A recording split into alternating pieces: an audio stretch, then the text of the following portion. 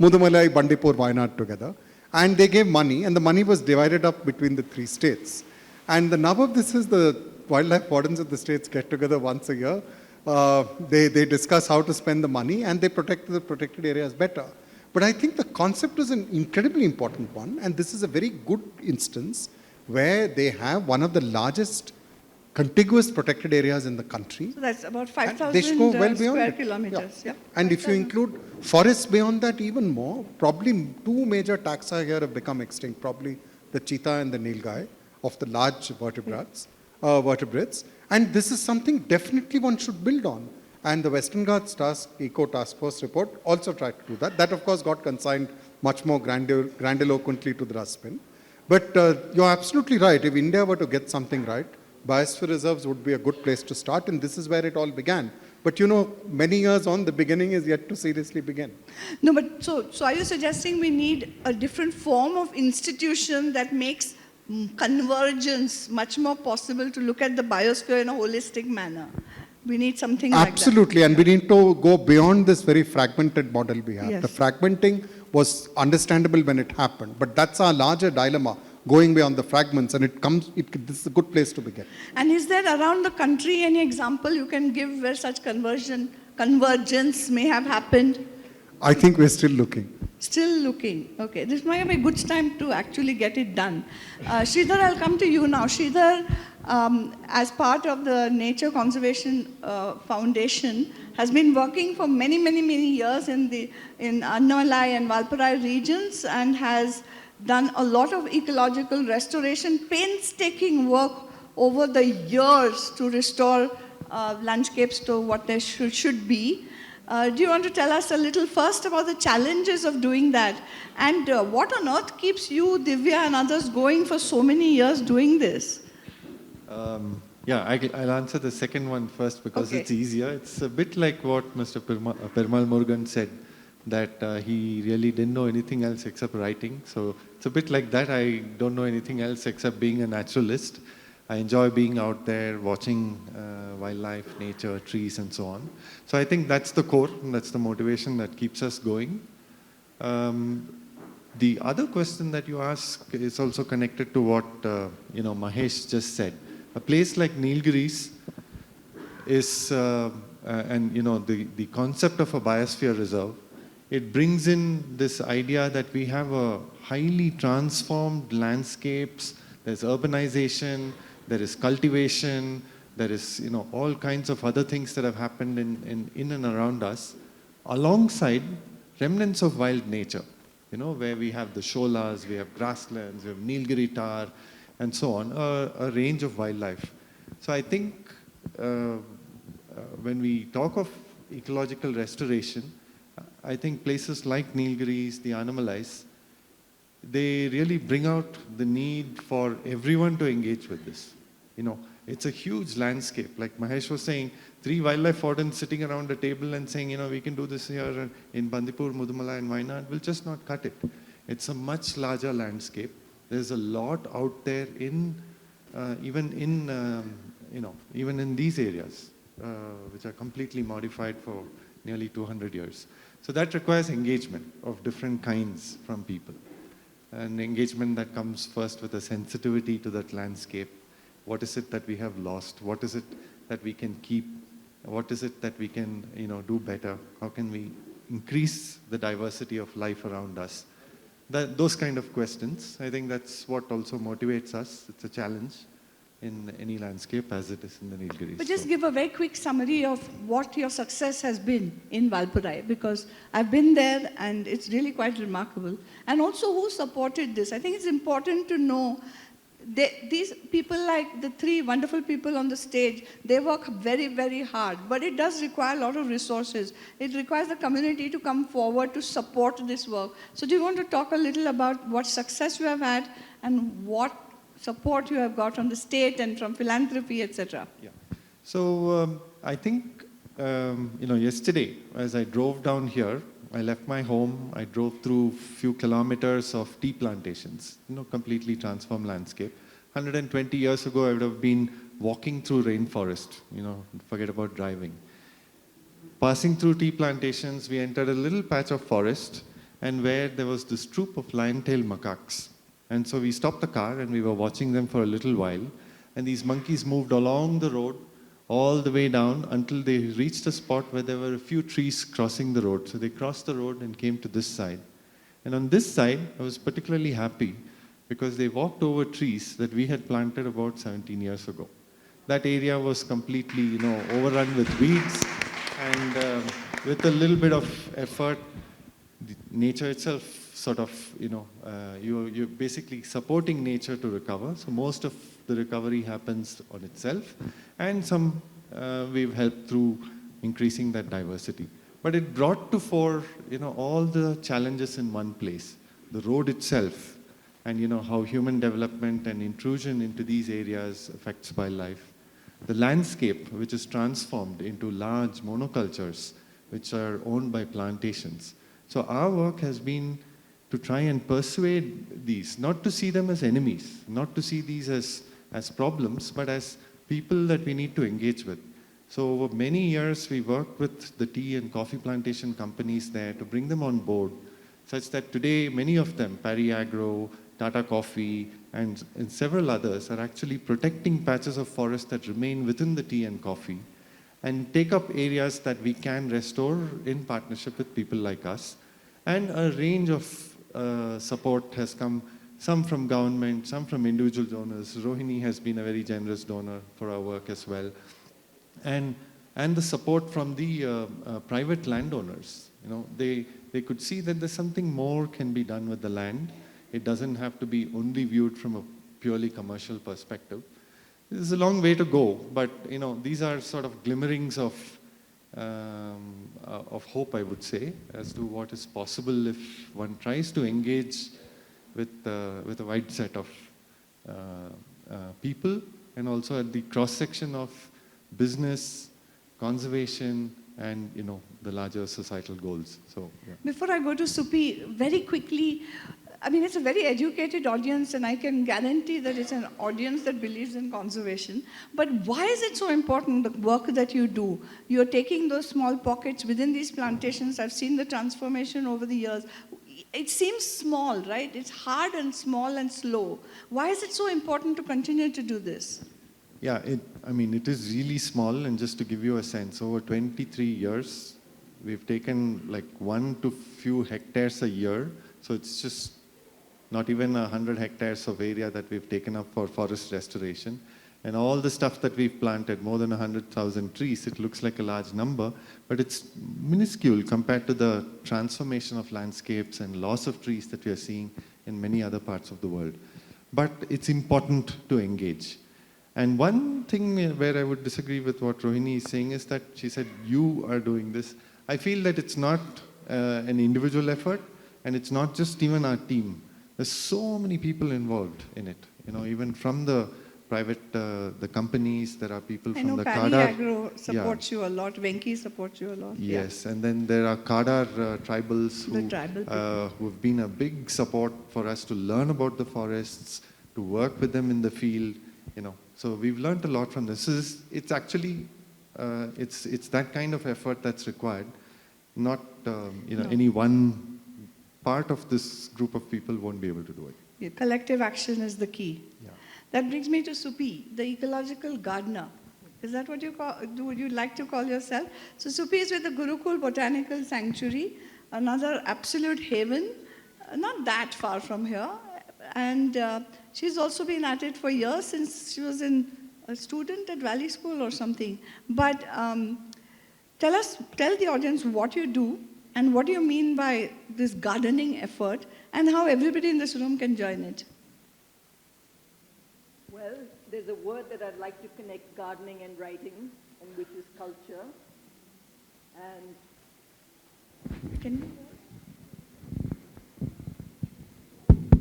Which is culture. And, cultivation, culture all go together.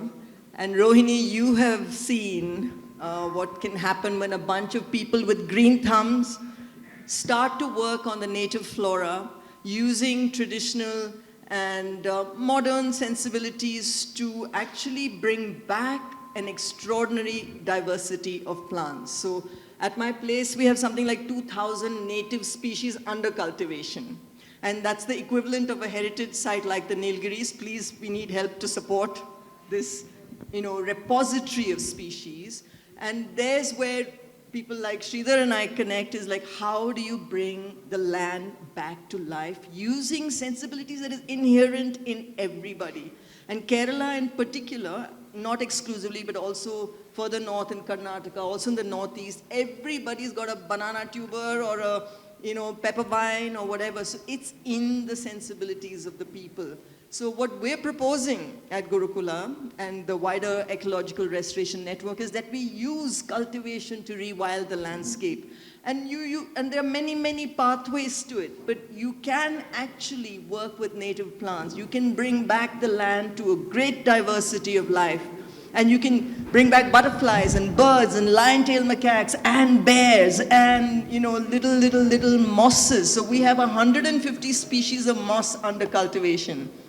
Who the hell would do that? But they're essential to the rainforest and they're essential to the hydrological cycle. So basically, your begonias and your orchids, begonias and tree ferns so the rainforest is this extraordinary diversity of life forms. It's got tubers, it's got climbers, it's got trees, it's got plants living on tops of trees, and it's got all these animals associated.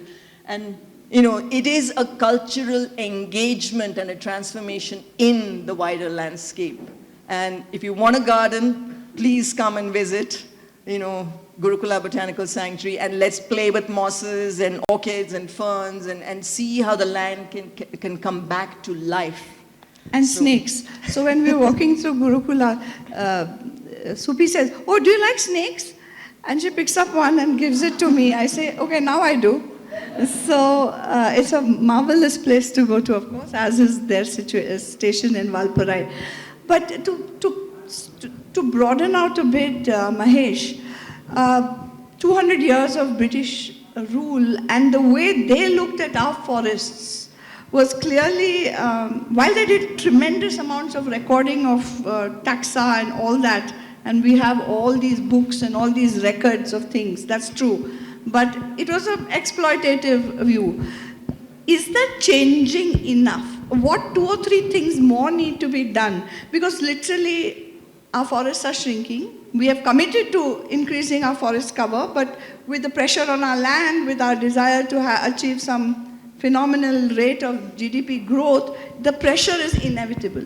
So is enough changing from the colonial mindset about forests? And if not, what are the 2 or 3 things more that need to be looked at? See, I think a lot changed. If you look at the India of, say, the late 60s, on the one hand, there was this huge Paul Ehrlich sort of belief that, there'd be mass hunger, starvation, and the Green Revolution tried to address that. And the other part was try and put in forest, environmental, legislation, executive action. So that, when you look back, that population bomb was overstated. Yes.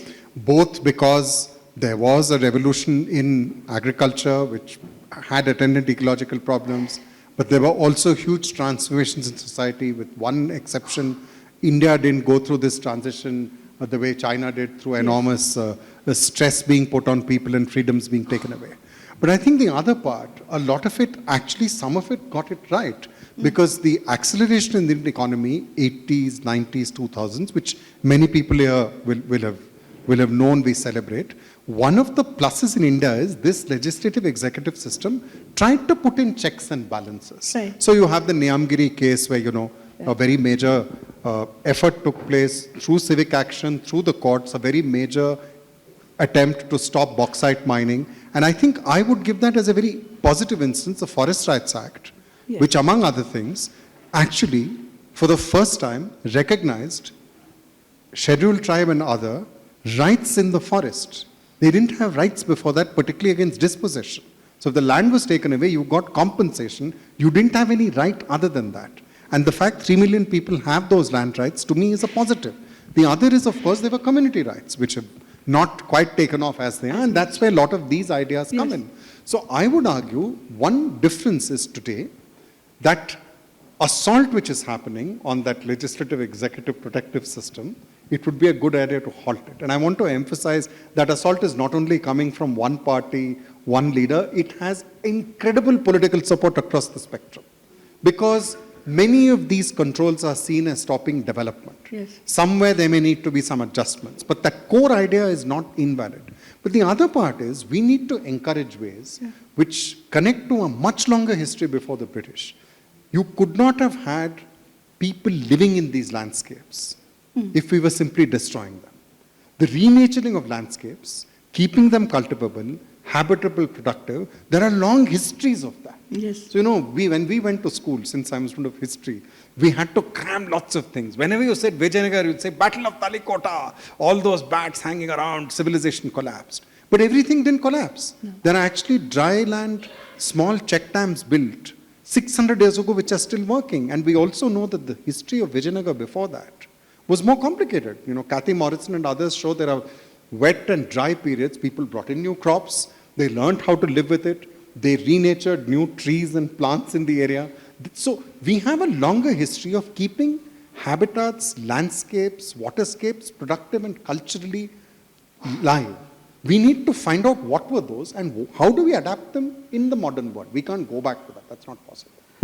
Yeah, so rethinking new cultural practices and ethics to keep our biodiversity from really disappearing at too fast a rate.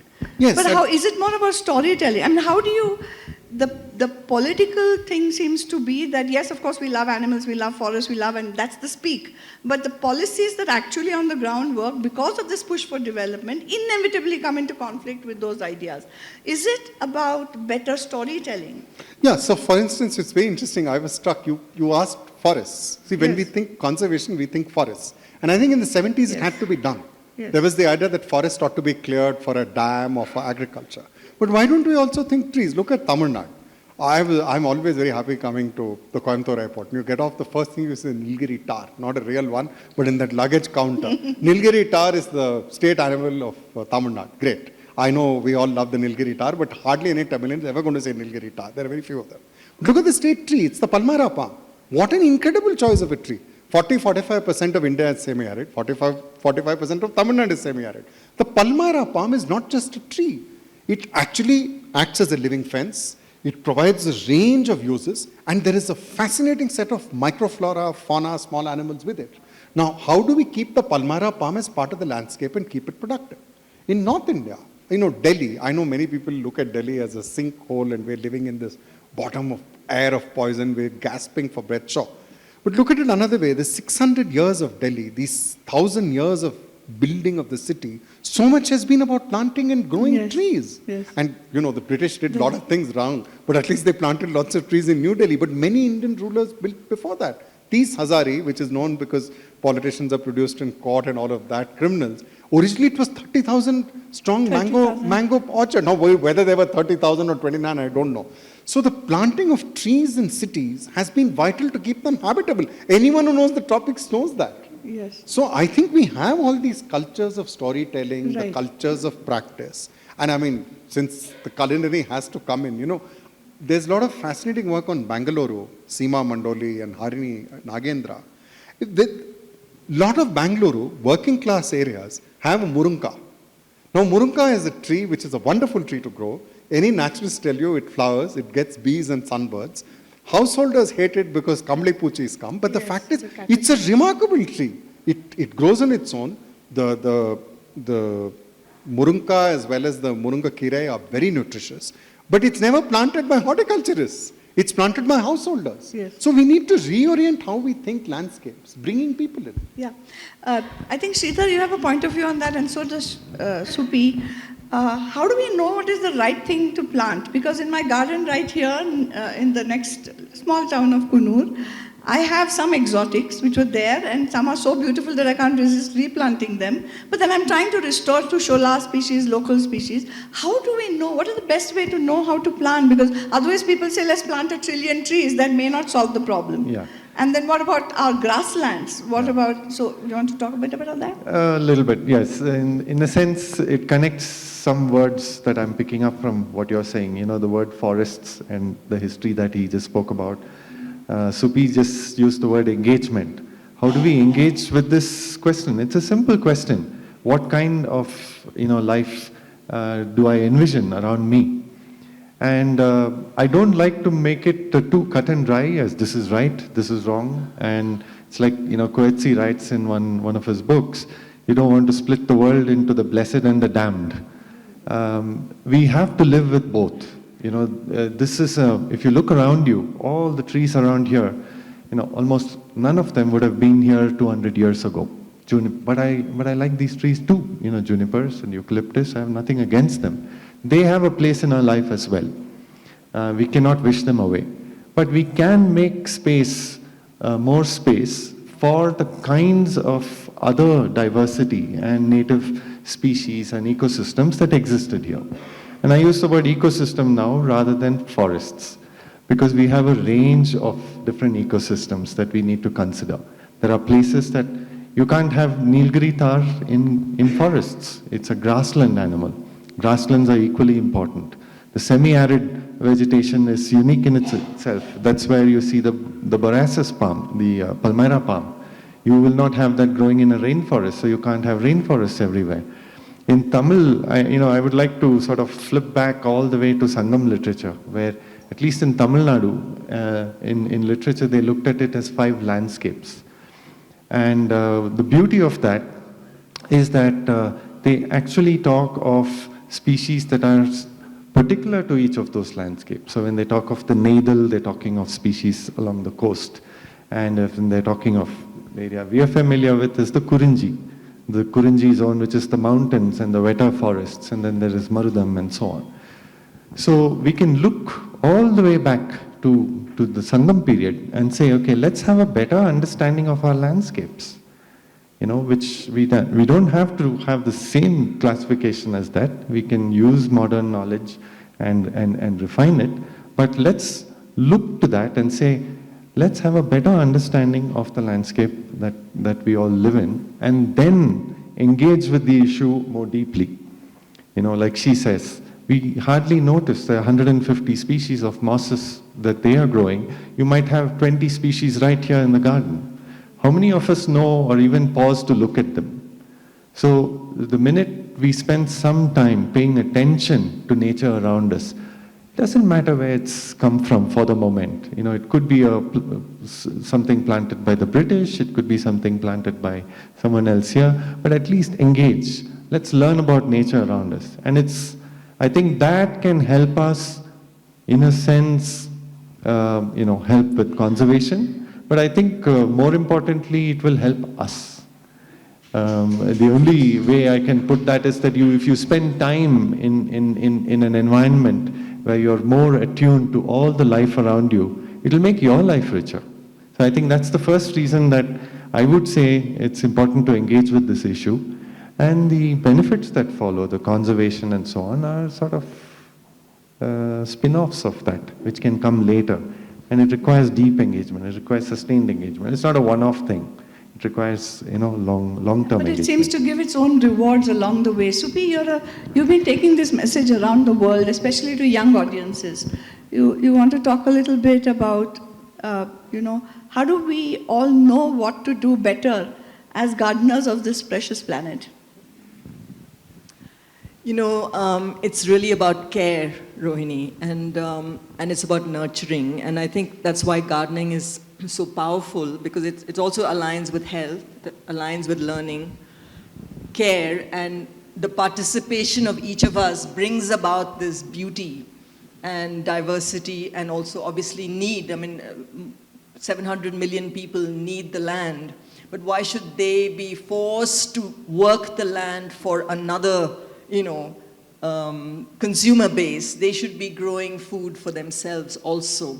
So that participation, which I have witnessed in my area, willy-nilly, for some reason, this denuded part of Wayanad has become this very green, tree-based biome. Some of it is the forest department just leaving areas alone. Some of it is people who had come, cut and cleared forests and are growing these home gardens. Some of it is Adivasi people who said, we are forest people, we are going to grow our own forest when they got relocated. Some of it is people like us, and we're borderline hobbyists, in the sense that we like this, we want that, we go looking for them. Some of us are naturalists. So this wide spectrum of abilities that nurturing, care, and contact, direct contact with the living world, which is so diverse, which is so incredibly fascinating. I mean, listening to Sridhar talk about birds is just like amazing. I talk to my friends about plants, and they know the flowering cycle of these little creatures, and that's a sensibility which is inherent in our cultures, diverse cultures. So I bring that to young people and say, how do you want to participate? How do you want to care? There's a bit of combat involved also, so you have to also do all this sort of cutting and clearing, maybe a little bit, but most of it is about nurture. And it's exciting to see birds that you had not seen 20 years ago in a place. It's absolutely fascinating to see plants bloom under your care, native plants. So this participation and love and care, I think, is a human language. Yeah. Can you refer, as a historian, as a researcher, as a writer, as a professor, can you refer to some, like the Chipko movement, can you remind us about people's movements in ecology in the last, say, 2 centuries, 3 centuries? See, one of the and something to do with South India as well. Yeah. So see, along the whole of the coast, the fishers' movements of the 70s, 80s were remarkably important.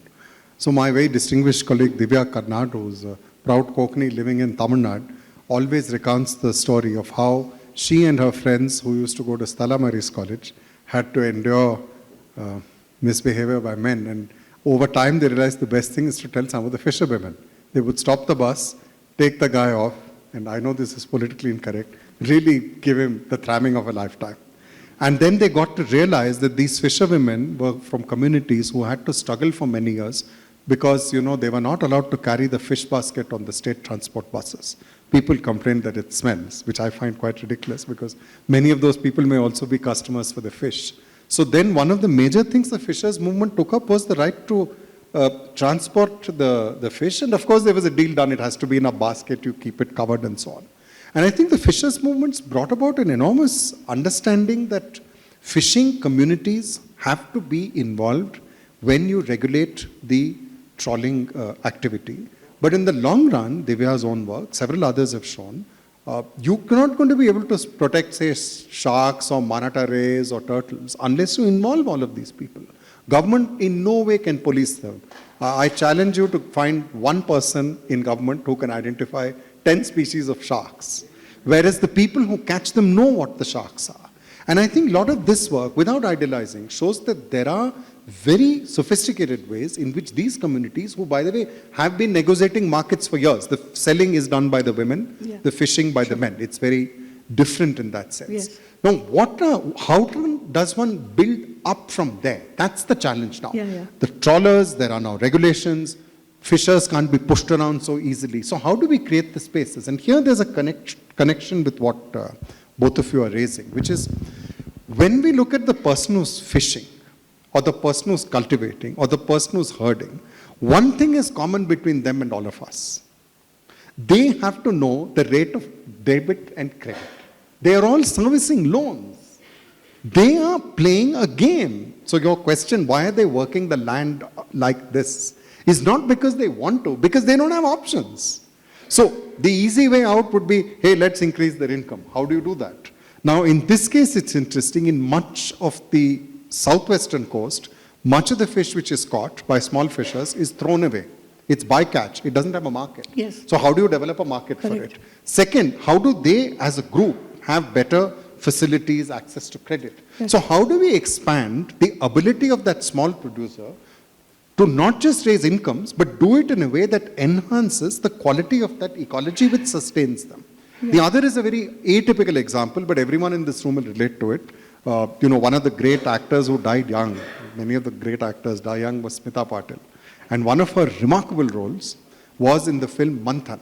Yes. Manthan was financed by 200,000 farmers. Each of them put in 10 rupees. And it's a remarkable film for many years, many reasons. But one of the important implications of Amul is that Amul, half the people, 50% of the population of Gujarat are members of Amul. All you have to do to be a member of Amul is to have something none of the four of us has. You have to own minimum 2 she-buffaloes, so that you give milk 180 plus 180 days a year. Now, one of the important impacts of the cooperative movement in Gujarat is it's developed a market for cow's milk. Yes. And many of the local breeds, Kankrej, Gir, they have helped to protect the cow. Now, you can't protect the cow by saying people, oh, the cow is very beautiful. Of course it is. You have to help them to culture and take care of it better. Yes. And I think this, by the way, this has happened over the last 30, 40 years. Today it's become fashionable to talk about Indian breeds and all. They've done it for a very long time. Yes. Other is a very interesting, unusual case. See, up to around 20 years ago, when it got cold, you used a blanket, kambli, you know, and there was the one which poked you because it's very hairy. Now that was made of particular type of sheep grown in the Deccan.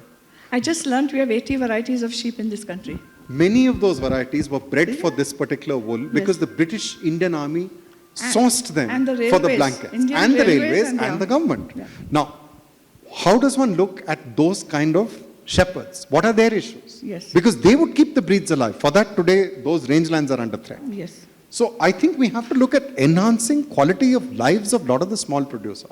India is a country where, you know, huge number of people are self-employed or they work for someone else. Right. And the conservation model looked at government coming in and doing it. That will work in certain very specific cases. Yes. So this is the larger picture. So it really connects very well to the issues which, you know, the market the garden farmers of Kerala. Yeah, thank you. That was very interesting. Very quickly, because these are important issues now, we are seeing what is happening in the Himalayas, in the northeast, in the Garhwal, in the Kumaon region, a very rapid development and not exactly sustainable. And just yesterday we saw what happened in Sikkim. All of us beloved residents of the Nilgiris, or residents of the beloved Nilgiris, we worried that this may happen here. Just quick thoughts on how should mountainous region development be sensibly driven? We're not saying people shouldn't come here or shouldn't want to be here, but how do we do it better? All three of you in any order. You want to just left to right, right to left, whatever. Yeah, I mean, this is a real concern for us because, you know, I live in a house on a steep slope like this, and just above our house, there is this massive lodge that has come up, and it's about 4 stories high, and every time there is a downpour, and Valparai is the highest rainfall area in Tamil Nadu, so we get really heavy downpours. We get calls from home just to make sure that we're okay. And it's literally occupies our, you know, days and nights. We're thinking about this all the time because one extreme weather event and something, you know, serious could happen. And it's already happening. We are seeing it we saw it in Joshimath, we're seeing it all along the Himalaya, and it's already happened here as well in 2006 during the heavy rains and, you know, landslides in Ooty. So, what is it that we can do about this? You know, sometimes I feel that as an individual, I should raise my voice, but I feel powerless at the kind of change, at the pace of change, and the sort of lobbies that are behind this, that are driving this kind of change in the hills. So my answer, I don't really have an answer, but my feeling is that this is not something that can be done by any one person. We have to get together as a community and we have to speak up and we have to say that these kinds of change are unacceptable to us. We want the landscape to move. We want maybe tourism, we want economic growth. Fair enough. But certain things are out of bounds. And we should be able to agree on that and do it. How, it's very hard for us as a community to do that, because people will say, you people are happily living here, why not us, right? But what does the science say? I want to know, what does the science say about carrying capacity? I mean, there should be a rationale on which even interested people like us can say to the state or whoever's making the policy or implementing it, that really this is dangerous for everybody, even the people who are coming in. So what is the science like? Any of you can answer. I'll just comment briefly. There is science behind it in the sense that there have been studies. For instance, in Joshimath, we knew of studies earlier that had sort of predicted these kind of things, and that it was disregarded. But I feel that maybe it was disregarded because enough of us didn't get together and push for that different model of change. Use that information. But there's also a lot of places where I feel that we still don't even have the science. Like carrying capacity is a concept that is very difficult to define. How many people can the Nilgiris, or say a place like Goa, or even the Animalize take? Animalize has 1/10 the population of the Nilgiris district, and if this kind of tourism comes there, we are finished. Yeah. But where is that? Where's the line that we draw? And Right. it's not a line that I can draw. I can't say I'm a scientist, I'm a wildlife scientist, I have a hydrologist here, and here's our prescription, because it needs to involve the community. Community needs to get involved. Residents need to get involved. Okay. As a resident here, you have to say, I have a stake in this, and this is what I feel. And those voices can help possibly change this. I don't You know. want to There are come two in? positives of Himalayas versus Nilgiris. Okay. One is Himalayas are tectonically young. No, I'm extremely serious. They are young. They're Because very they're tectonically young, It's one of the the kind oldest, of building that is happening by the major states there, Afghanistan, Pakistan, India, Nepal, China, Burma, Bhutan, Bhutan. is incredible. It is geomorphologically so significant. It is bound to have consequences for safety. So the level of safety here geologically is far higher. The second is more serious. There you have so many nation states, it's much more difficult to get them together. Yes. Here it's one, Indian Union. Yes. And there's a much more important positive, and Yes. I'll say it. If you divide India, our Vindhyas, Maharashtra and these southern states, Yeah. roughly, it's the per capita income of Philippines.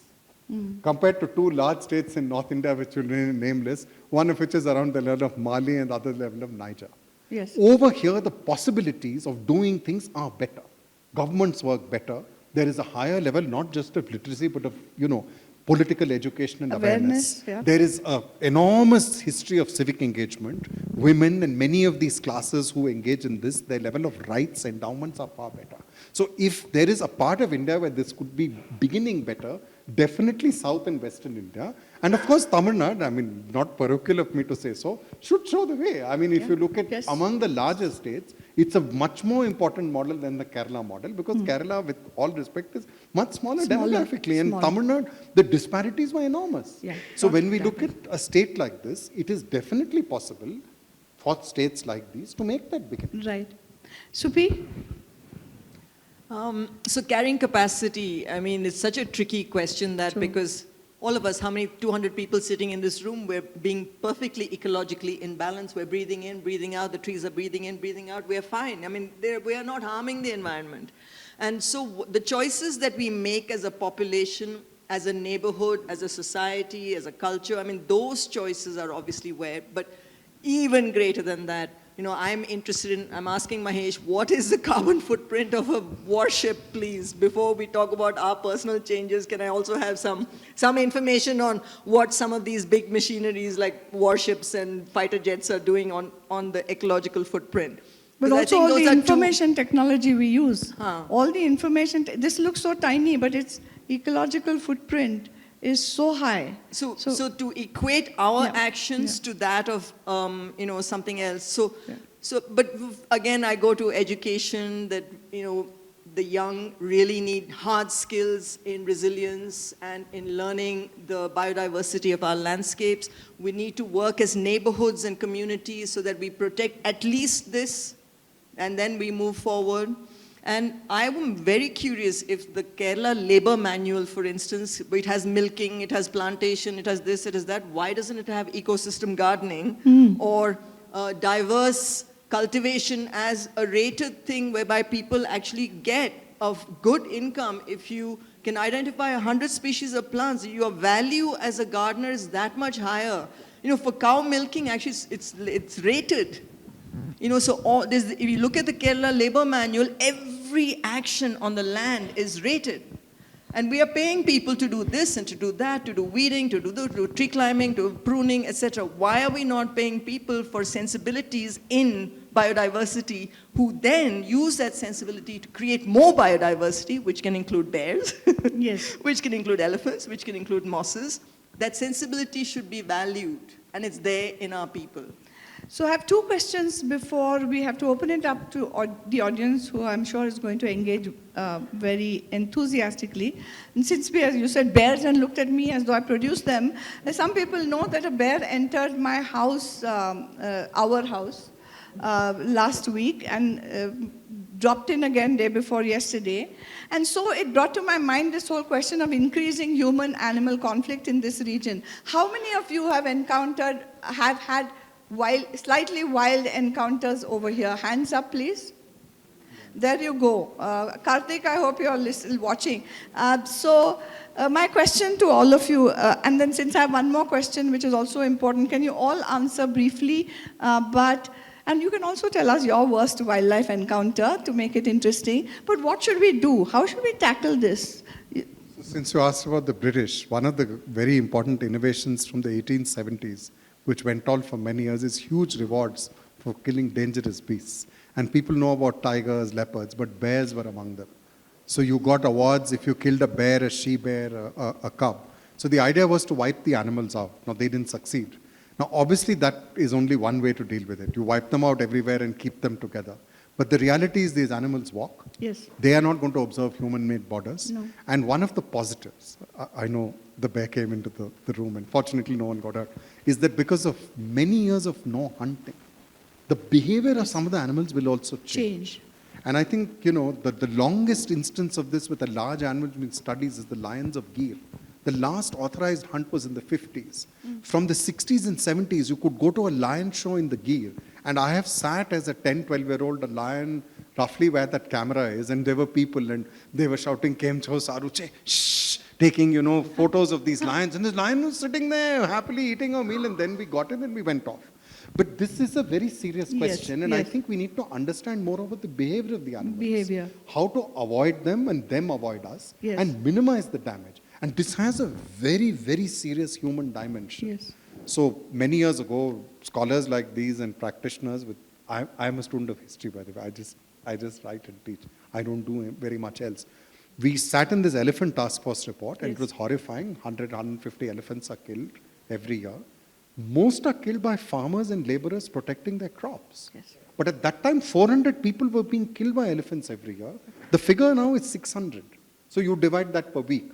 These are people who are protecting their crops, 500,000 farmers. Now, we were unable to work out, because for a variety of reasons will not, insurance for that, because they can't fence, you can't fence a 2-hectare crop. And the elephants are not coming only because they're hungry or being chased away. They've learned to raid these crops. So how do we live with these animals without wiping them out, without endangering human life, security, and production? I mean, it's very crucial. So that, I think, is the big question. Sridhar knows how to help communities protect themselves from elephants. What have you done? Well, I wouldn't go that far, Okay, but not you, we've helped but you to, all. Okay. we've helped to reduce conflicts conflict. between elephants and people in the animal landscape. And I think one sort of singular insight when we started studying elephants and tracking them through the landscapes and so on is that elephants are not out there to get you, right? They are not interested in people. Mostly, actually, if you do the research, they are trying to avoid people as they move through. We are encountering this wildlife despite, in many cases, their best efforts to avoid us. And a lot of what is happening are accidental encounters, particularly, you know, human deaths and injuries. That was the first thing that we wanted to address. So, long story short, we basically tried to set up a system by which field-level information about where the elephants are communicated to people beforehand. And it happens through a variety of ways, through cable TV, through bulk SMS systems, directly to their mobile phone, voice calls, etc.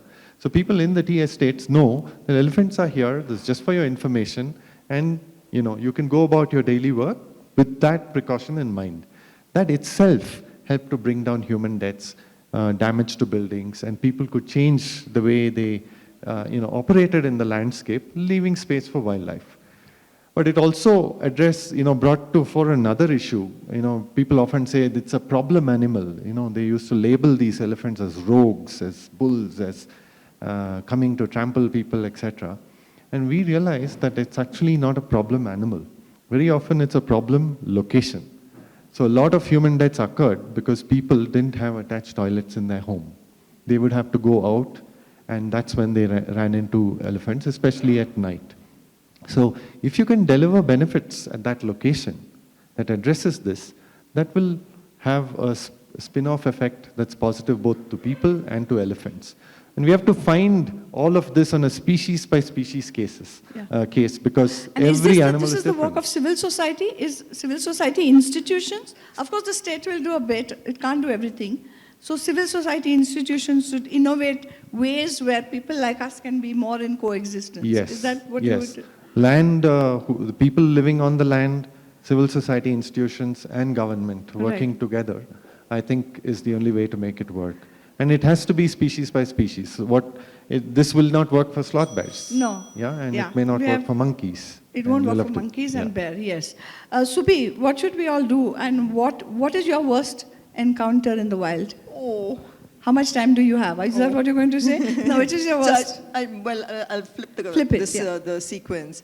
So, there's such a contradiction in our area, and it's not only our area. You'll have a pig farm, and then the food has to be brought in, then the antibiotics, and then they go for elsewhere for slaughter, etc.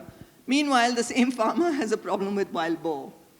He's got a pig farm, and he's got a problem with wild boar. He's got buffaloes and cows, he has to take them grazing, he has to bring food, etc., etc. And then meanwhile, gore is increasing. So these are very strange contradictions of the modern world, whereby we say this is okay and requires so much importation of resources, medicines, veterinary services, this, that, etc. Meanwhile, there's a very healthy wild boar just wandering through your patch, and you cannot kill this, you can kill this. So that alienation that has been happening in society and between government and all the people who are controlling numbers here, subsidizing other numbers there, and then that is a fundamental contradiction that the farmer has to face. So I would have the wild pig as a nice product of the land. I mean, I hate using that language of product, but why not? It's good meat.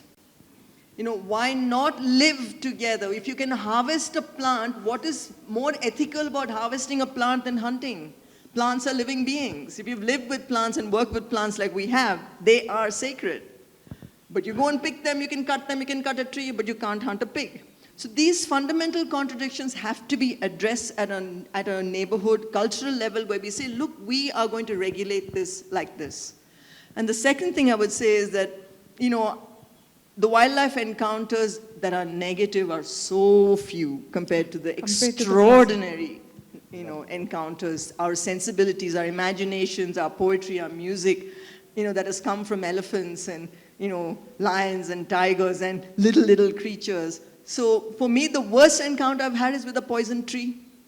I can die with one of our native trees. I pick the fruit, my lips will go out there, my ears will go out there. But the danger of the forest is minimal compared to the danger of mankind, to ourselves. Patriarchy. Patriarchy is our greatest enemy for, people. I often think that in India we live with 160,000 deaths a year from road accidents. And yet we don't talk of stopping cars or stopping movements on the road. But just to put it in perspective, yes, just in the Sundarbans, 52 people die every year from tiger attacks. But we must keep on, just as we keep on trying to improve road safety, can we keep on trying to improve safety with animals?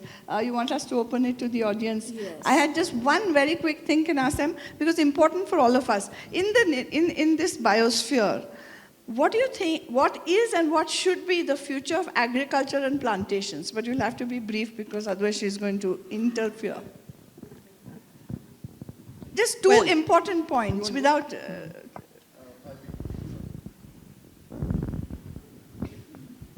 Be really brief. Make space for nature. Is this, whatever it is that you can accommodate. If it's your garden or if it's a corner of your estate or if you have a large property, make space for nature. It's not anything more than that. And I think once you have committed to that, you can then figure out how to do it. But that first commitment can make a big difference. So I think there are two traditions within science. One was the imperial. You learn about nature to conquer it, control it. The other was the Arcadian. You learn about the harmonies in nature and try not to damage them. And within the sciences, the second tradition has to take a more active role.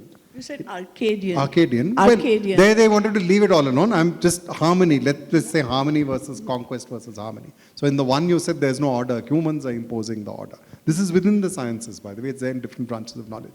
But the other is what are the kinds of harmonies we should enhance? Yes. And I think in plantation systems, it becomes even more crucial because at one level, the plantation is a violent act. You lopped it all off and put it in there. And think of the human violence involved in a lot of the plantations. This land was taken away from people. There were huge subsidies given. My friend Arup Saike has just written this incredible history of Assam. And it's frightening, 1/4 of Assam is taken away. They bring in labor over there. Those people are still segregated. Now the tea generates huge revenue for Assam. How much of it goes to those people or the people there? What is its long-term impact? So I think the plantation has to be rethought. I'm not saying you have to redo it. But if you're going to make species for nature, you need other kinds of science coming. I have a very practical suggestion. You go from chemical to organic. Well, organic has its problems. You go from annual to perennial. You go from exotic to native. You go from monocultures to polycultures. 4 very practical things that any farmer... What's numbers? Yeah, I don't know if I fully understand the question, but I feel that every place has an opportunity to be better for nature and for conservation. Whether it's in the city, whether it's out in the plantations, or whether it's deep inside a national park, there is stuff that all of us can engage with and do that brings it to the fore. So I think we should look for opportunities everywhere. And I would also like to say that, that there is a need for longer term engagement. These changes don't happen in a few months or a few years. So you have to actually commit yourself to saying, okay, when we began our restoration project, we said minimum 10 years. And we now know it's minimum 20 years that you have to commit to actually see change on the ground. So something of that kind. Okay, anyone else wants to respond? How many people have questions? So I'll just get a sense to give. Okay, what we'll do is take 2-3 questions and so they can answer, okay? Any quick response. Is there one, I don't know, is there, if you want to answer, if you don't want to answer, that's fine. Is there one, if you had these many resources and this much time, is there one area, of course you'll say Gurukul, Botanical Sanctuary, but other than that you would work on immediately and now? Yes or no? Well, education. Education, fantastic. Rethink. Rethink. So, what is that? Oh, everyone must think. That's easy. That's what we're being asked to do. The questions and all that will come to you to think about this. You have to think through it. Okay, I'm going to ask, take 3 questions in a row and ask my panel to answer. Please go ahead, whoever has the mic. Hello. Yeah. See, Keep your questions brief because we're running out of basically, I time. think your cropping pattern, if you're going to grow fruit trees and bananas and all, you can expect to get raided. So it's basic, what they're cultivating has to be something that doesn't get raided, or even if it gets raided, there has to be minimum impact. You have bananas and don't expect the elephant to keep quiet or any other animal to keep quiet. Good question, sir. One. Next question. Hi, I work in large-scale restoration and sustainable agriculture projects in the length and breadth of South Asia. And when I say large-scale, it's above 10,000 families and more than 20 years long projects. So the problem that I see is that there's a huge disconnect between the communities and the policymakers. So you have blanket policies, basically, which do not apply very well to the common people. And unless the livelihoods of the people are addressed, they will not be interested in issues like conservation and global warming, which they are being affected by the most. So how do you bridge this gap? In your experience, have you seen that you have been able to affect policy change in a positive way? And if not, what do you think is the way forward? Thank you. You want to answer those two? Can you take two more?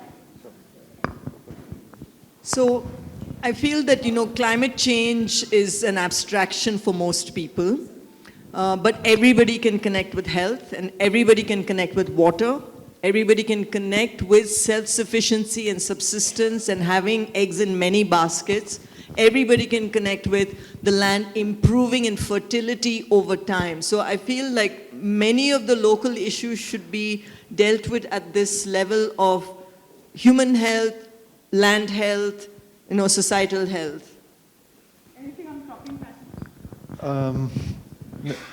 It's a very complex issue. I don't know if I can answer you briefly, but it involves getting the right species for the area, engaging with communities to see how they can respond to animal movements and incursions in that and so on, and possibly even other schemes like insurance, which we have to try bringing in these landscapes. It has been a challenge. But I just wanted to touch on the other question about policy.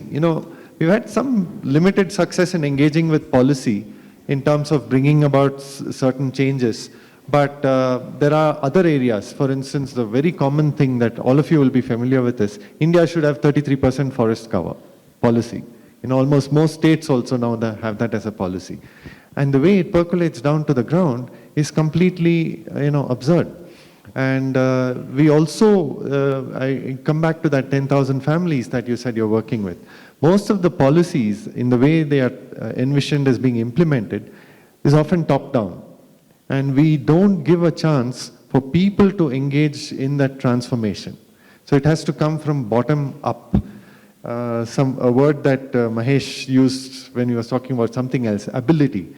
How do we give people the ability to conserve or ability to engage with a certain activity that then translates at a larger level into those changes that your policy is trying to bring in? Rather than saying, okay, forest department should manage to bring all this area, that sort of a thing. So it's a particularly difficult challenge. Let's take two more questions and then we pretty much answer. Sir, my question is, encouraging people to involve in wildlife conservation, sir. One is making them understand the problem and the consequences and making them to involve. The other is very strict legal, political action and enforcement, like with very strict laws. So what would be your suggestion, sir? Whether it is to involve them or very strict laws to protect the wildlife, sir? Thank you. I'll just take two more questions. I have to close. Go ahead. Yes. This one's for Dr. Rangarajan. Apart from natural landscapes in India, especially in this whole subcontinent, there is a very dynamic and changing socio-political landscape. That, in terms of history, has been changing over a period of time. Nature and landscapes and environment, you have spoken and written eloquently about. But this huge change in the population of this landscape, not landscape, this whole subcontinent, has missed, you have missed that. And this huge, from 30 crores of independence to what we are today. What impact this has on what we are trying to do in terms of conserving nature and our environment? I would like to hear from you. Thank you. Very Thank you. complex question with the time, but yeah, last question, and my panel gets the final comment. Question regarding the Silent Valley. I happen to be involved in the Silent Valley conservation campaign in the late 70s, because in the early 70s I came to Ooty to do climatological studies of the Nilgiris area, and the Silent Valley is part of the area. And I had some interesting data which were collected by the British before independence on Silent Valley. Hydrometric data I collected from the electricity board in Palgat. And when this issue started to become viral, they closed all the files into Palgat and wherever. So that's the reason why I got involved in this campaign. Now my question is, because it has been a successful campaign, one of the rare, real successful campaigns in India, how safe is the Silent Valley nowadays under the pressure on the land, under the aspect of increasing demand for electricity, and the status, the protection status, is that something which is going to be fumbled with, or is it a safe area? Silent Valley was a most unusual case, sir, because it had enormous mobilization on the ground, particularly of school teachers across Kerala. And the Sastra Sahitya Parishad was able to take on both the major political parties.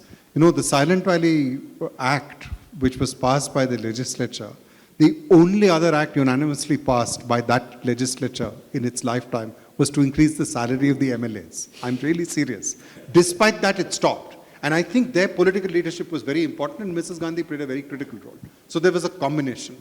But you know, this is related to the question Tariq Saab asked. Tariq, I have a slightly different take. Population growth rate started dropping from the 80s. But yes, there was a huge surge from the 20s to the 60s. And my take is slightly different from most environmentalists on the Green Revolution. The Green Revolution, by increasing intensity of production in some areas, made it possible to keep a larger area, you know, of cropland agriculture. Now, how you manage the Green Revolution is a different matter, whether it is to be done ABC way. But I think there's a second change which has happened. Around 30, 40 years ago, across the world, there was a change in the way governments regarded their role vis-a-vis the economy. Earlier governments, whether it was China or Nixon's America or whatever, Europe or India, felt that they are the drivers of investment. That changed. Government decided it's the facilitator of private investment. And we know what implications of that were for growth. It has driven up growth across. But one of the implications is that the regulatory structure which is weakened is that of the environment. And it's a long-term issue. You cannot expect any corporation, however broad-minded, to look 10, 50, 100 years ahead. States have to, and states need to. Today they have the knowledge, societies need to. So I think it's a larger question. India faces it in a more acute way because we have so many of these people who are self-employed or who are working for others who have zero social security. I want to emphasize this. It's very different society from all the other democracies. It's more similar to much of Africa, Latin America, and parts of Southeast Asia. So that, I think, is these two go together. So it's a larger question we'll go into.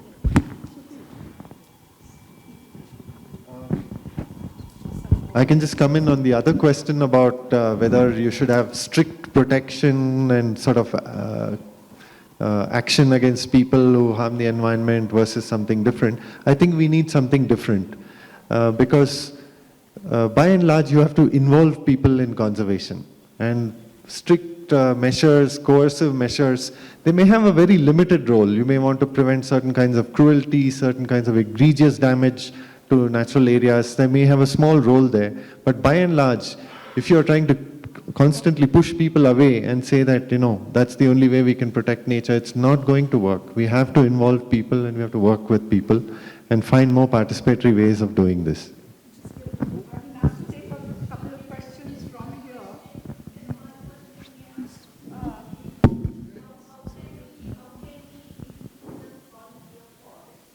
Yeah, okay. Improving the quality of forest. Thank you.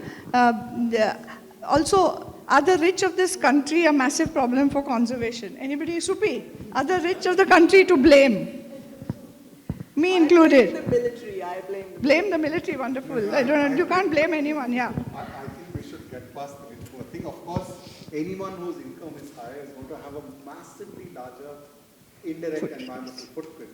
But one of the positives of the environment, which I want to emphasize is, there's no exit for rich and poor beyond the point. Exactly. I think I want to emphasize that. Many of the rich live in Indian cities. If you look at the list of the 10 worst polluted cities in the world, or in Asia, I assure you 7 out of 8 will be Indian. And you can't get away from that however rich you are. It doesn't matter which purifier you use. none of us elite can secede from the problems of the environment. So we have to participate in mitigating them. The next question, and really we probably have to stop here, is how can the landless, right? How are and can the landless, the poor, the most affected, be involved themselves in conservation? And then maybe someone wants to take that question as well. And that's it. Politically unfashionable answer. They need a living wage. They need a living wage. When you have a living wage, it will bring down. See, one of the interesting things, Ullas Karan's done a book on tigers. It's very controversial and I don't agree with much of it. But the amazing point in that is the Malnad landscape. The wage rate has gone up enormously in the last 30 years. The people who earlier used to go out and hunt animals don't. They buy broiler chicken. Or they watch videos or on their cell phones. So I think the wage rate has to go up. This is a very important point for landless labor. The second is, are there productive employments which can enhance the quality of the environment? And here's a very fascinating figure. Franklin Roosevelt, the unsung part of the New Deal is, the US was still largely rural then. It was just becoming fully urban. 3 million people worked for many years in the Civilian Conservation Corps, which regrew forest. They built bunds and contour land. And 1/4 of them were African Americans. I know it was segregated. So should we think of public works in which people are engaged? Manrega, I think, is a very, It's already done. A lot of public assets have been built through Manrega. Yeah, done.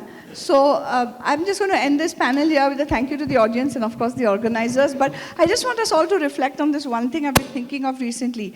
We have 30 years. These 30 years, if we are somehow able to gather our forces together to conserve what we have of our biodiversity, the population pressure is going to drop drastically. We're going to be an aging country. Slightly older populations don't go wandering around, traipsing around, usually, destroying the environment as much as you are in the growth stages of your life. These 30 years are critical, and the Nilgiri biosphere is just the most wonderful and absolutely deserving of all our protection. So here's to all of us doing something for the and thanks to my fabulous panel.